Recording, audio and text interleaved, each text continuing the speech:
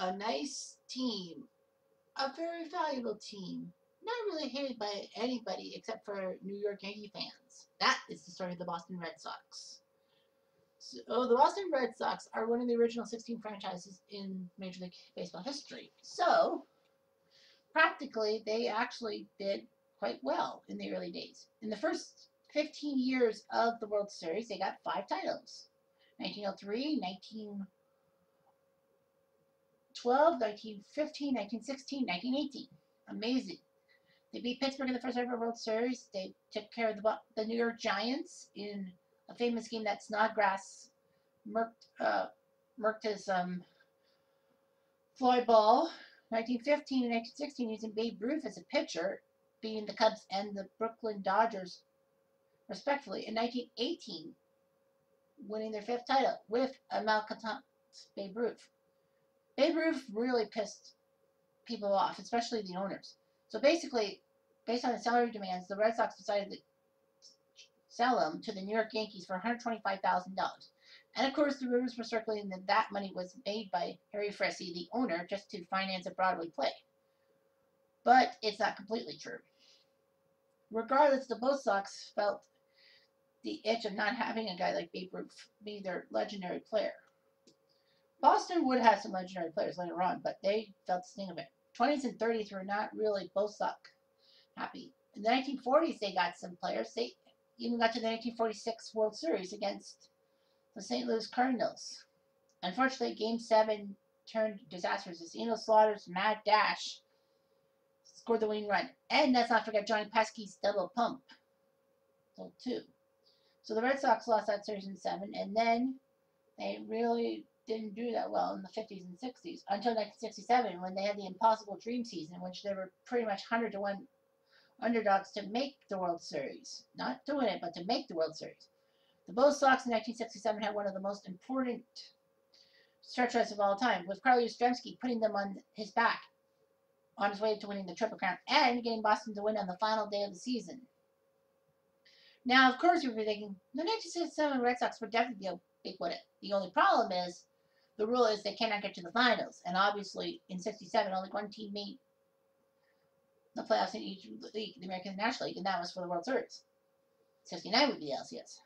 So anyway, the Boston Red Sox would go on to have some decent years. 1975 was a fantastic year. They had got Louis Tiant. They had some young players by the name of Fred Lynn and Jim Bryce who were helping them with Dwight Evans, Cecil Cooper, Rick Burleson, Carlton Fisk, let's not forget him, Bill Spaceman Lee. A lot of good, decent players for the Red Sox. The 75 team actually made history by sweeping the LCS from the Oakland Athletics. Yes, those Athletics, the 3-time defending world champions. And they actually did pretty well for themselves. The Red Sox did lose the World Series, but they lost in 7 games. It could have been worse. It could have been 4 or 5 to the Big Red Machine of 1975. That series would also be marred by 3 days of rain, which actually helped the mystique of the next World Series because now the newspaper reporters were making other stories, like feel-good stories of both teams. So basically, Carlton Fisk's home run might have happened on a Wednesday instead of a Saturday if the weather cooperated. So anyway, that team obviously can't make it because they made it to a finals themselves. Boston in 1978. I know what you're thinking. What about the 1978 Red Sox? The team that choked a division title to the New York Yankees. You know, that Boston nearly actually pulled around the Yankees were actually leading for a little bit, but Boston had to go on a run to tie the Yankees on the final day of the season. And yes, let's not forget Bucky Dent's home run to left field, make it 3-2 Yankees, and the Yankees ended up winning the game 5-4. So, yeah, you can blame the Red Sox because Don Zimmer made some bad managing decisions, not trusting Bale, Spaceman Lee, putting Rick Burleson at third base, even though Burleson had bone chips in his elbows, and he made tons of errors, and actually playing Dwight Evans more than he should have, in the outfield at least. Remember, Boston had the DH, and their DHs were not really that good. But Dwight Evans got injured, and he basically said, keep playing, keep playing. But there's a main reason why the 78 team is not the one that I'm going to do for this one. Although I can probably say I should have done this one. But my mind's made up. Boston never came to prominence until 1986 when a fireballer named Roger Clemens, who whiffed 20 batters in one game at Fenway Park that year, which was amazing. They had a charismatic team. Bill Buckner, Dwight Evans was still there. Jim Rice was still there. Fred Lynn was not. He was from California. Wade Boggs, Rick Burleson, Dave Henderson, may he rest in peace. Kevin Girardi, Bob Stanley. Yeah. Oil Ken Boyd, good team. And the team that actually shockingly came back from 3-1 down against the California Angels in the LCS to win a trip to the World Series. Obviously, I did the 86 Angels before that. And did the what if the 86 Angels would take on the New York Mets. But thankfully for purists, the Mets won the World Series that year. I think it was 6 or 7. I can't remember how many games that was off the top of my head. Obviously, those Red Sox would be a what if, but because they made the World Series, that doesn't count. You know the rule. And yeah, of course, Bill Buckner's major mistake. It also makes a point.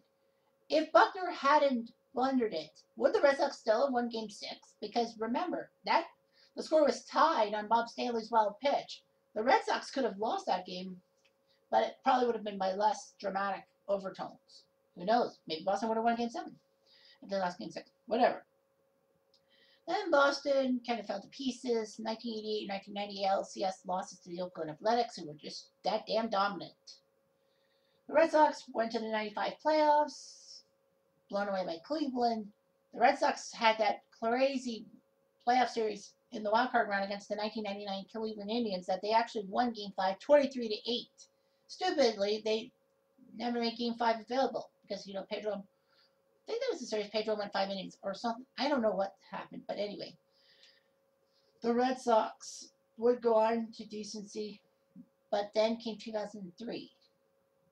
And that's the year I'm doing because 2003 was more heartbreak than 1978. Sorry, but that's the way it is. And there's no damn guarantee that Boston probably would have beaten the Kansas City Royals in the LCS or beaten the Dodgers in the 1978 World Series.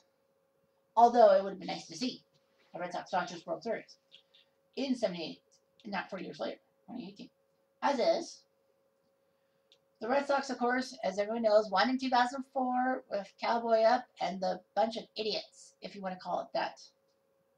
The Red Sox came back from 3-0 down in the LCS, which was shocking. I mean, they were dead to rights. But, of course, Big Papi with a big home run. Ortiz with a big RBI single in Game 5. Game 6 and 7, the Yankees were just collapsing. Although Game 6 could have turned if A-Rod's swipe on Bronson Arroyo's glove in the 8th inning was legal, but it was not. A-Rod was trying to make sure the ball was loose. He didn't want to be tagged out. Can't move, buddy. Can't move. I hate A-Rod with all my heart and soul. My buddy likes him. Fuck off. Anyhow, the Red Sox then swept the St. Louis Cardinals to win the World Series in 2004. The Red Sox would go on to sweep the Rockies in the 2007 World Series. Rocktober. That was one of the best Cinderella stories in recent memory. Remember, serves me right.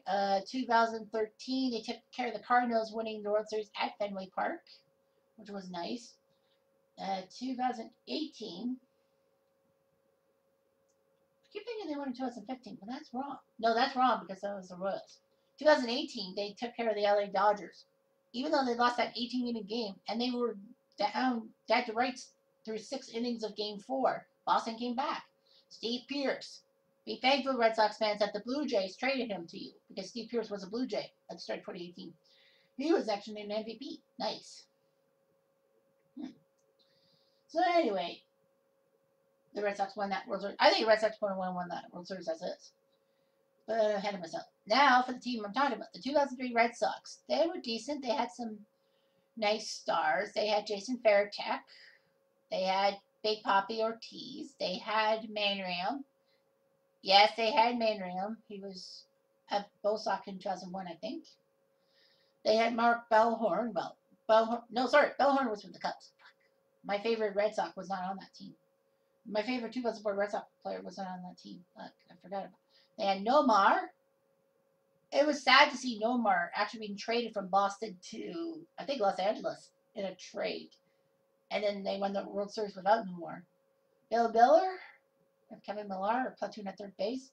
Man Ram, J.D. Drew, and Johnny Damon. Great center fielder, Johnny Damon.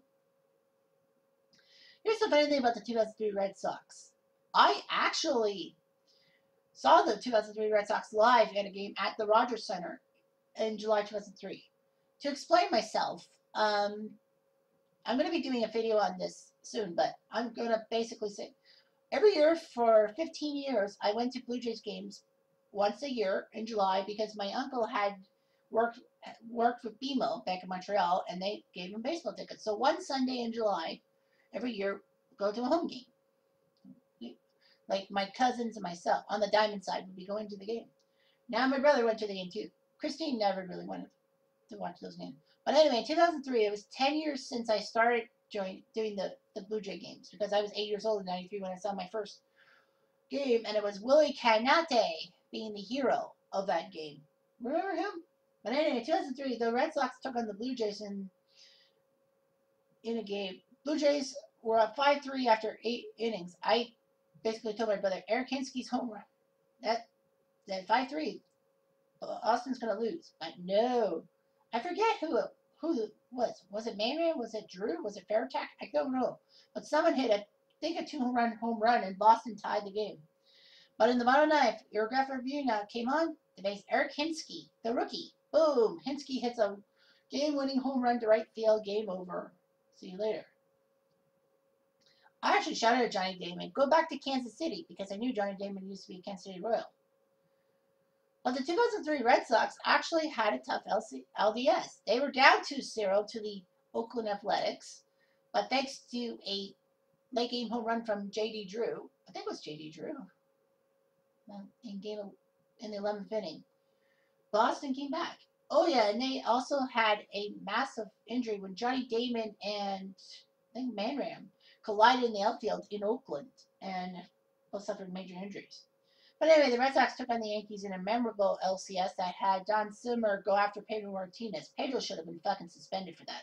I mean, yeah, Don Zimmer apologized, but I mean, Pedro should have known better. Fuck that.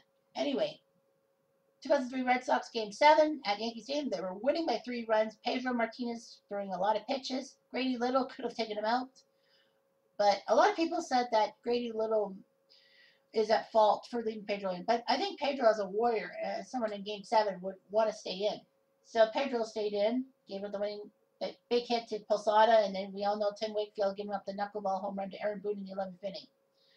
And Karma helped the Red Sox because the Yankees ended up losing the World Series to the Marlins in 6 games. So anyway, as such, I am doing the 2003 Red Sox because more than likely, you know, they were just like the Chicago Cubs. They were cursed, and they blew a chance to win a berth to the World Series. Cubs in Game 6, Red Sox in Game 7. All we need to say is, I wish we would do the Red Sox Cubs from 2003, but no, because I did the 2003 Cubs in a what if, it wouldn't work. So practically, we'll be doing the 2003 Red Sox against the 2003 Marlins in the World Series. Obviously, I'll have to check who pitched in each World Series game for the Marlins. But I mean, that's how it is, and that's how it shall stay. So it's Marlins Red Sox. Marlins beating the Cubs, Red Sox beating the Yankees. Brad Penny legitimately started Game 1 in real life in the World Series. So he goes for the Marlins. The Red Sox decided Derek Lowe. Obviously, they don't have Pedro till probably Game 3 because of how much he pitched in Game 7. And I kid you not, I did not do anything except for being lineup. 16-14 Marlins beat the Red Sox, breaking the record for. They would have broken the record for most runs in a World Series game that the Blue Jays and Phils had in 2003. A silent first inning for the Marlins led the Bo Sox to have Manram hit it RBI double down the left field line, scored Johnny Damon. Fairtack walked to get Manram in 2-0. It was very quiet after that. Bottom of the third, Johnny Damon hit a double off the monster to score Garcia, Parra, Fairtack, and Walker. And then Bill Miller hit an RBI single to score Damon. So 6-0 Bo Sox. It's like, wow, the Bo Sox? Really? The Bo Sox? But then the fourth happened. Mike Lowe hit a four-run homer. Hit a three-run homer over the Green Monster. And then Todd Hollinsworth had an RBI sac fly to score Miggy Cabrera. Remember him? He was a Marlin. 6-4. On to the fifth when Irod, or Pudge as I call him, RBI single to make it 6-5. And then Juan Encarnacion, remember him? He hit a blue double down the left field line to score Lowe and Pudge, 7-6. Red Sox had nothing.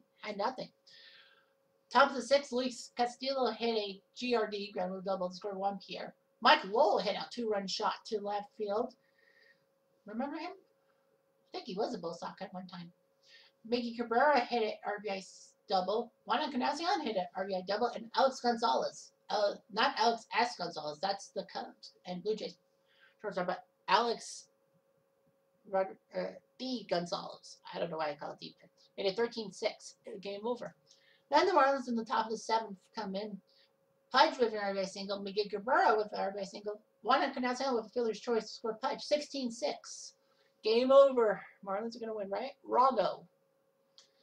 Boston comes in. Nomar Garcia-Parra with an RBI ground out. Obviously, with a 10-run lead, the Marlins were conceding. So Ortiz made 16-7. Then Todd Walker hit a GRD, ground rule double, scored Trot Nixon. Kevin Millar hit a single to score Todd Walker, 16-9. It stayed 16-9 to the bottom of the ninth when Jason Varitek hit a home run to make it 16-10. Okay, that's fine. 16-10. And then Bill Miller hit one down the line in left field to score Todd Walker, Johnny Damon. That made it 16-12. They needed a pitching change. They got the pitching change. And then Manram got a home run that scored Johnny Damon and Mirrors. 16-14. And then, after another pitching change, Big Papi with a double. Trot Nixon flew out. 2 outs. And Nomar Garcia-Parra struck 3. So the Marlins win 16-14. Of course, you know, this does involve a DH. And Todd Hollinsworth, they decided to make DH. He got an RBI. Mike Lowe with 5 RBIs. Juan Encarnacion with 4. Boy, oh boy. Rod Penny went 3 innings, gave up 6 runs, didn't get the win. That was Tommy Phelps, who came in for innings 4, 5, 6. Did pretty well. Chad Fox, Alan Revelo, Michael Tejada, Almondo Almanza, Braden Looper. Braden Looper with the save. No Urbina? Really? The 2003 Red Sox didn't make any changes themselves on offense because of the DH rule, I bet. David Miller and Ramirez with 3 RBIs each. Derek Lowe, 3 2/3 innings. Didn't get the loss. That was Ramiro Mendoza. Casey Fossum came in and gave up 6 runs. Todd Jones, didn't know he played for the 2003 Red Sox. Mike Timlin and Brandon Lyon, former Blue Jay. So that was that. I believe game 2 was Josh Beckett. Yeah, it was Josh Beckett because they went with a 3-man rotation. So they decided they were in trouble. They couldn't use Pedro or Tim Wakefield. They decided to use Jeff Suppan. Tim Wakefield didn't want to pitch game 2. They wanted a 4-man rotation probably. And that decision bit them in the ass as the Marlins win 4-1. Manram had an RBI single to make it 1-0. The only Red Sox run, and the only run of the game until the 5th when Alex Gonzalez RBI single 1-1. And then Juan Encarnacion does it again with a home run down the left field line over the Monster 3-1. And Gonzalez with an RBI double. Quicker game this time, 4-1. Encarnacion 2 RBIs, Gonzalez 2 RBIs. Josh Beckett didn't get the win. I don't know why they took him out. But anyway, Tommy Phelps with the W on the board. Tejera and then Braden Looper came in. Looper with the save. Red Sox, not much there. Suppan went 5 innings. He didn't get the loss. That was Timlin. Lyon, Jones, and Mendoza also came in. So we do the old switcheroo, dunkaroo. And Tim Wakefield, and they will go with Pedro for game 3. The Marlins with Carlo Pavano, if memory serves me right. And I think Dontrell pitched game 4. Don't quote me. But anyway, the Marlins thought they had it. They're up 2-0, no problems. Wrongo, 8-1 Red Sox. First run of the game was fielder's choice by Garcia-Parra. And then it was 1-0 for the longest time to the bottom of the 5th when Juan Pierre stole second base, but Varitek was trying to catch Pierre, and he threw a terrible pitch, 1-1. Then in the 6th, Bill Miller with an RBI single scored Damon. Trot Nixon with an RBI single to score Bill Miller. Trot Nixon is the guy with the 11th inning home run. I thought it was J.D. Drew the longest time. And then Nomar with an RBI single. 4-1. Johnny Damon hits a home run to left center, 5-1. Todd Walker gets an RBI single. Ramirez with a triple, really. And then Trot Nixon with an RBI single. So 8-1 was your score. So, yeah. Great job by the RBI guys. Damon, Miller, Ramirez, Nixon, Garcia, Parra, Walker. Pedro went 8. Then Mendoza pitched the rest of the way. Well, pitched the 9th inning. Bambino went 5 in the 3rd. Tahara, Almanza, Fox, Liverote, and Bump and grind. I don't know. Tim Wakefield is used for game 4 because Florida tipped their hand saying that they wanted a 4-man rotation themselves. So they used Wakefield to start, and it worked. 3-1, another low-scoring game. Man ran with an RBI double, and then Ortiz with an RBI single-score man ran. So 2-0. It was 2-0 for the longest time until Mike Lowell hit an RBI single to make it 2-1. Trot Nixon hit an RBI single, although Ortiz was gunned down at third base. And that was it, 3-1. So great job by the pitchers and all that. For Boston, Tim Wakefield with the win. He went 8 2/3. They decided to use Byung Kim. I'm surprised. I thought that he didn't pitch for the 2003 Red Sox, but I guess he did. Remember, he's the guy in 2001 who gave up those choke drops in games 4 and 5 of the World Series. Dontrell Willis, 5 2/3 with the loss. Tahara, Almanza. There's Bambino. Fuck, where the hell was this guy? So they got to go back with the 5-man rotation with everyone else. Brad Petty starts game 5. And again, the Red Sox win 6-0. Weird how all the home teams have lost. Well, remember, baseball has a 2-3-2 format. So no runs until the top of the 5th when Veritek hits an RBI single and make it 1-0. And then Jason Veritek again with an RBI, this time a double, 2-0. Then in the 9th, they open the floodgates. Man ran with an RBI single for score Damon. Then Trot Nixon hits a 3-run shot to left field over the Teal Monster. Goodbye, 6-0. So you see here a lot of jobs. RBI's Trot Nixon with 3 and Veritek and Ramirez. Derek Lowe went all the way, 125 pitches. Obviously, they're probably not going to use him for game 7. Brad Petty, 6 innings. He gave up 1 run, but that was enough for the loss. I kind of think that wasn't meant to be a loss. So,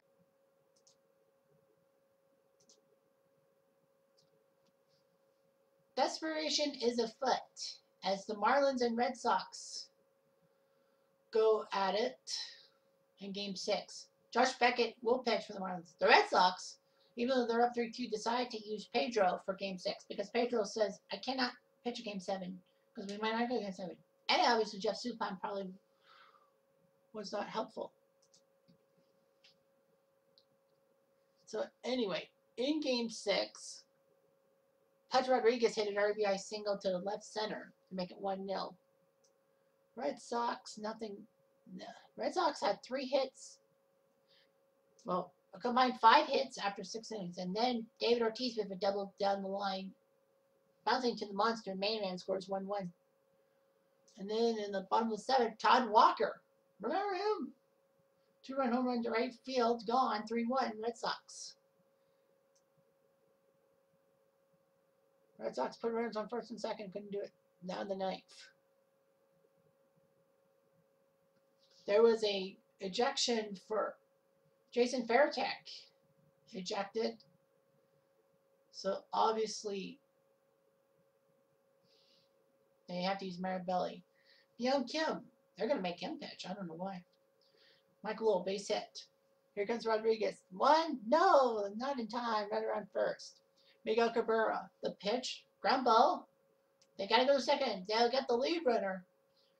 That's what they have to do. Runner on first. And now a chance for the win. The 2-1 to Encarnacion. Encarnacion hits a double. This will bounce from the monster. Here comes Cabrera. It's 3-2. Runner on second. Now Alex Gonzalez. He's done well in Boston. Now the 2-1. Ground ball. Walker. The first. This is it. The Red Sox are your champions. They finally win the World Series. Unbelievable. Can you believe it? The Red Sox are the World Series champs. They were down 2-0 at their own ballpark, and they pulled it out. Can you believe it? Boston wins 3-2. Wow. An 85-year curse has been lifted on this team. The Marlins give them every bit of credit with Pudge and Encarnacion, but they couldn't get the runs. After that 16-14 game to make it 2-0 for the Marlins, they basically tired themselves out, I guess. George Beckett, only 5 2/3 innings, doesn't get the loss. That was Michael Tahara's fault, if you will. Almanza, Orbeff, and Spoonie Barger come in. The Boston Red Sox. Todd Walker with that 2-1 homer. Todd Walker, of all people. Pedro with the win. Timlin, and then Byung Kim with the save. Boston didn't really need a closer.